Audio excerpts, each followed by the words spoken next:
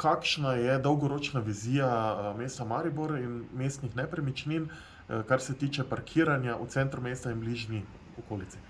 Vsekakor je velik izziv za mesto, predvsem za Mestno občino Maribor, kot tudi za nas kot upravljavce začasnih parkirišč, da iščemo rešitve, s katerimi bi pripomogli k razbremenjevanju prometa v samem mestnem jedru in pa predvsem pri pospeševanju trajnostne mobilnosti v smislu novih paketov, novih priložnosti v obliki park and ride in pa tudi drugih oblik kombinacij prevoza.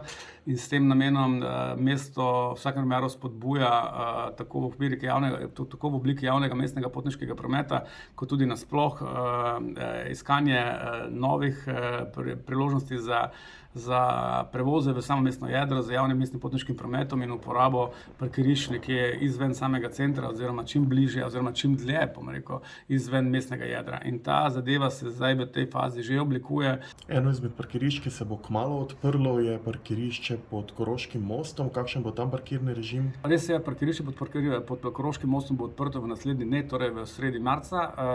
Parkirni režim je namenjen abonentom.